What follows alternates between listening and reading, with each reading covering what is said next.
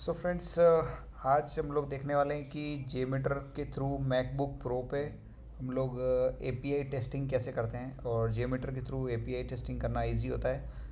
Postman के through भी हम लोग एपीआई टेस्टिंग कर सकते हैं, बट वो उसकी बजाय जिन जो टेस्टर्स हैं उनके लिए एपीआई टेस्टिंग करना जो है वो जेमीटर से ज़्यादा इजी होता है।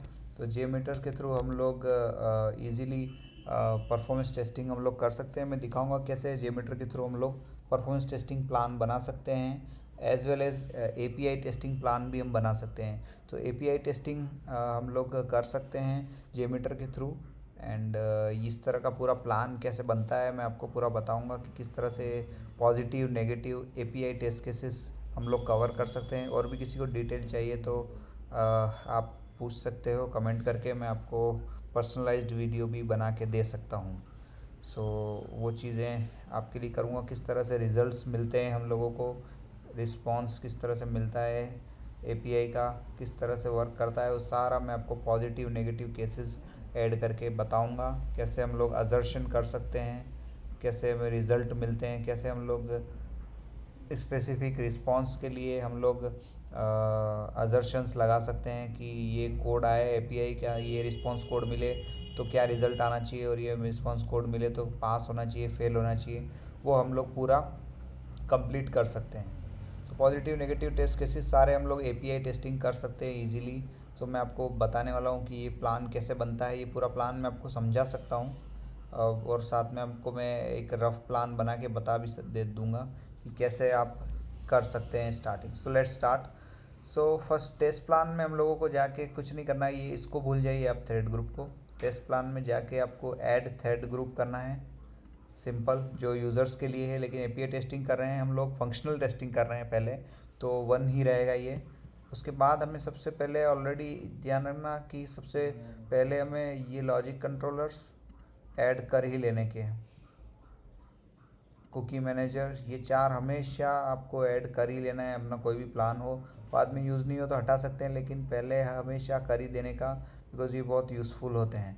इनके क्या यूज़ है वो बताऊंगा मैं आपको। ये सारे एक तरह से जेमीटर को पूरा ब्राउज़र बना देते हैं, जैसे ब्राउज़र में यूज़ होता है वैसे HTTP रिक्वेस्ट डिफ़ॉल्ट्स का यूज़ होता है कि जितनी भी सारी मेरी एपीआई की रिक्वेस्ट जाएंगी वो सारी सेम ही यूआरएल को यूज़ करेगी, सेम ही यूआरएल को वो यूज़ करेगी। तो अभी मैं जो एपीआई बताने वाला हूँ लोकल होस्ट पे है, तो वो लोकल होस्ट में डाल दूंगा तो सारी की सारी एपीआई जो है वो लोकल होस्ट एचटीटीपी का यूज़ करेंगी, राइट।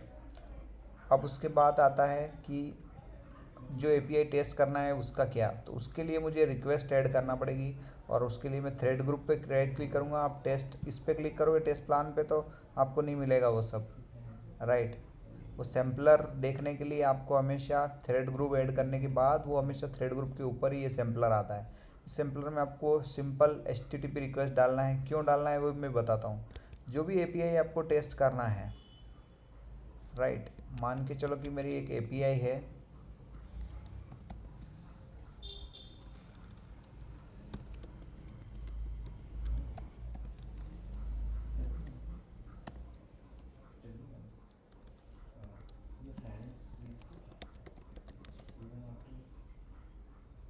राइट। इस टाइप की कोई एपीआई मैं आपको बताऊंगा। ये भी क्यों नहीं चलेगी, क्योंकि ऑथेंटिकेशन भी चाहिए होता है, जो कि एक इम्पॉर्टेंट चीज़ होती है, राइट।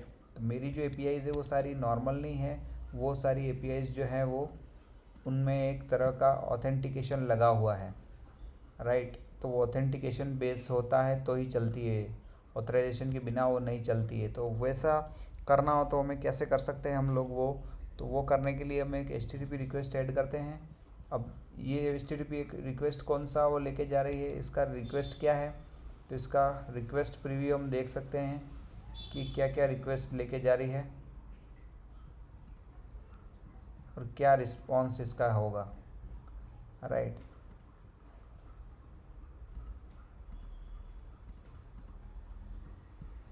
तो ये मेरी लोकल होस्ट पे चलने वाली एपीआई है, जिसका यूआरएल मैं आपको, ये है इसका यूआरएल, राइट। फॉर मान के चलो ये इसका यूआरएल है, बेस यूआरएल मतलब ये यूआरएल इसके अंदर ये लोकल होस्ट वाला है, राइट। सो मुझे क्या करना है, कुछ नहीं, क्योंकि ये सर्वर नेम क्या लेके आएगा, या तो मैं ऐसे भी लिख सकता हूँ यहाँ भी एड्रेस डाल सकता हूँ, लेकिन मैंने ऑलरेडी एक जगह डाल दिया है, ये कॉमन सबके लिए यूज़ होने वाला है, इसलिए मैं यहाँ नहीं डालूँगा, यहाँ हटा दूँगा। अब मेरा पाथ है market place /v1, right, /categories, ये मैंने उसमें डाल दिया है, /pim भी है, /कैटेगरीज, तो ये मैंने डाल दिया है। और मुझे पता है कि ये गेट एपीआई है, पोस्ट हो तो भी हम पोस्ट कर सकते हैं, गेट एपीआई है, तो गेट एपीआई मैंने डाल दिया है। अब इसके बाद मुझे इसका रिज़ल्ट देखना है, इसका क्या रिज़ल्ट होगा, तो मैं इसका रिज़ल्ट देख सकता हूँ। अब मैं इसको पूरा ऊपर वाले को मैं डिसेबल कर देता हूँ। तो ये मैंने प्लान बनाया, थ्रेड ग्रुप ऐड किया, ये चारों ऐड किए, हमेशा करना ही है। इसमें मैंने डाल दिया जो सर्वर का यूआरएल है एपीआई का वो, और एपीआई का पाथ जो है वो यहाँ डाला है मैंने एचटीटीपी रिक्वेस्ट ऐड करके, और रिज़ल्ट में मैं इसमें देखूँगा। अब रिज़ल्ट में इसमें देखता हूँ तो ये देखो फेल हो रही है, क्यों? क्योंकि अनऑथराइज्ड बता रहा है। ऐसे ही आजकल नहीं चलती है, तो उसके लिए हमें पहले क्या होता है, ऑथराइजेशन जनरेट करना पड़ता है, मतलब ऑथराइजेशन ऐड करना पड़ता है। तो ऑथराइजेशन कहाँ ऐड करना पड़ता है, वो ऑथराइजेशन, ये ऑथराइजेशन होता है। तो मेरी एपीआई में ऑथराइजेशन है, तो वो ऑथराइजेशन के अंदर क्या जाता है, वो ऑथराइजेशन के अंदर जो है टोकन जाता है, राइट। वो कैसे पता चलेगा मुझे, सो वो मैं ऑलरेडी एपीआई का इन्वायरमेंट में मुझे पता चलता है कि ये टोकन्स जा रहे हैं। ये टोकन ही है जो हमेशा वेरिएबल होते हैं, डायनामिक होते हैं, तो टोकन जनरेट होते हैं। तो टोकन जनरेट करने के लिए ऑलरेडी एपीआई होगी या तो आपके पास, अगर नहीं होगी तो आपको देखना है कि ये टोकन कहाँ से जनरेट हो रहे हैं। तो मेरे टोकन यहाँ से जनरेट होते हैं, इस रिक्वेस्ट से। तो पहले मुझे ये रिक्वेस्ट ऐड करनी पड़ेगी, तभी मेरी गेट वाली चलेगी। तो इसके लिए मैं एक और पहले इसको मैं रीनेम कर देता हूँ अच्छे से, तो पता चलेगा कि ये मेरा कैटेगरी एपीआई है।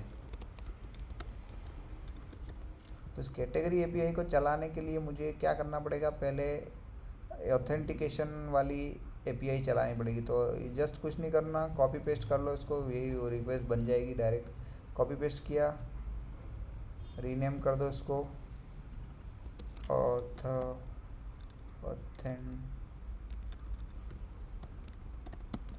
Authentication, right. अब इसका यूआरएल भी चेंज होगा। ऑथेंटिकेशन क्या, देखो ये यूआई है इसका, ये ऑथ टोकन /ऑथ टोकन, मैं डायरेक्टली v1 के बाद क्या डाल दूंगा, /ऑथ टोकन।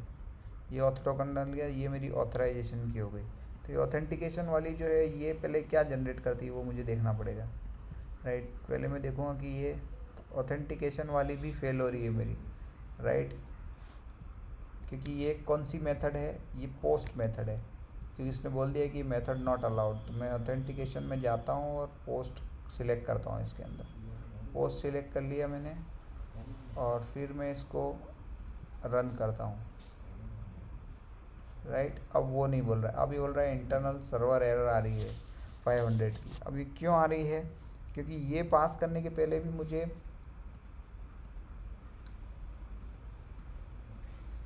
अब मैं इसको यहाँ पे पास करता हूँ। क्यों वो आ रही है, क्योंकि मैंने इसके पोस्ट में हमेशा पैरामीटर्स लेके जा रहा है, तो पैरामीटर्स मैंने पास नहीं किए यहाँ पे। तो पैरामीटर्स पास करने के लिए मैं आपको क्या करना पड़ेगा, पैरामीटर्स पास करने पड़ेंगे, राइट। तो पैरामीटर्स पास करने के लिए आपको क्या करना पड़ेगा, यही पैरामीटर्स है। तो ये पैरामीटर्स एपीआई में ही होते हैं। तो एपीआई के अंदर जो है ऑथेंटिकेशन में मैं बॉडी डेटा के अंदर ये पैरामीटर्स पास कर देता हूँ। फिर से मैं रन करता हूँ, देखो रन हो गई, ये सक्सेस हो गई, क्योंकि मैंने इस एपीआई पोस्ट एपीआई थी उसका यूआरएल दिया प्रॉपर, उसके अंदर क्या डेटा जा रहा था वो प्रॉपर दिया मैंने, तो ये टोकन जनरेट कर दिया इसने। अब ये जो टोकन है ये मेरा इस दूसरी वाली एपीआई में यूज़ होने वाला है। तो भाई दूसरी वाली एपीआई में यूज़ होने वाला, तो इसका जो टोकन जनरेट हुआ है उसको मैं इस एपीआई में मुझे पास करना होगा, तभी ये एपीआई पास होगी, क्योंकि ये ऑथराइजेशन हेडर मिसिंग है इसका, राइट। तो हेडर में डालना पड़ेगा ये ऑथराइजेशन, इससे जो टोकन जनरेट हुआ उसको हेडर में डालना पड़ेगा इस कैटेगरी के, तब। तो हेडर मैंने कॉमन ले लिया है, यहाँ मैं एक डालता हूँ नया ऑथराइजेशन, राइट, ऑथराइजेशन है, इसके अंदर टोकन जाता है। राइट, ये वाला जो टोकन जनरेट हुआ उधर ही, वो इसके अंदर जाएगा।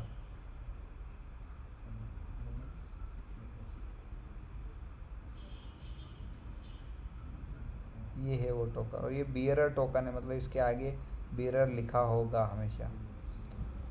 तो ये कॉपी किया मैंने, ये टोकन है बियरर का टोकन। तो इसमें मैं दिखाता हूँ कि बियरर कहाँ से जाता है।